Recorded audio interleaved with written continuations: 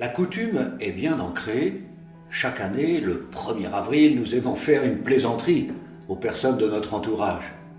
Même les médias racontent des canulars de telle façon que l'on pourrait y croire.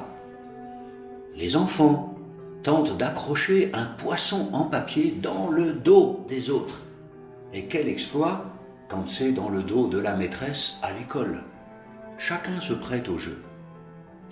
Cette année, le 1er avril, nous chanterons « Alléluia, Christ est ressuscité » et nous dirons d'un seul cœur et d'une seule voix « Nous croyons ».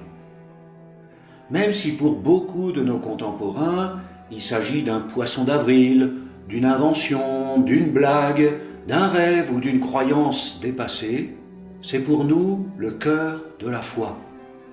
À nous d'en faire un événement bien réel et actuel, un vrai poisson.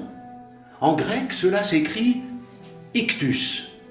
Avec chacune des lettres de ce mot, iota, chi, theta, upsilon et sigma, on fait un acrostiche. Jesus Christos Theu Huios Soter, ce qui veut dire Jésus-Christ, Fils de Dieu, Sauveur. Le poisson est vite devenu dans l'histoire un signe de reconnaissance, une sorte de signature des chrétiens, tout particulièrement pendant les persécutions romaines des premiers siècles.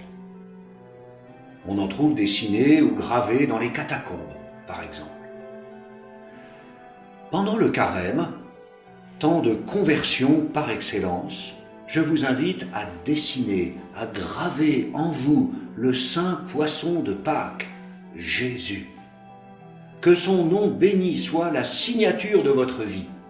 Fraternité, hospitalité, réconfort, soutien, accompagnement, générosité, paix, bonté, délicatesse, miséricorde, mais aussi conviction, proclamation, évangélisation, mission, témoignage, vérité, et encore prière, contemplation, méditation, offrande, action de grâce, intercession, louange.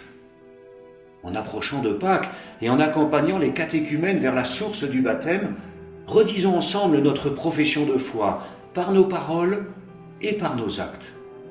Et proclamons le nom de Jésus. Ce poisson-là n'est pas une blague, mais une promesse de vie et d'éternité.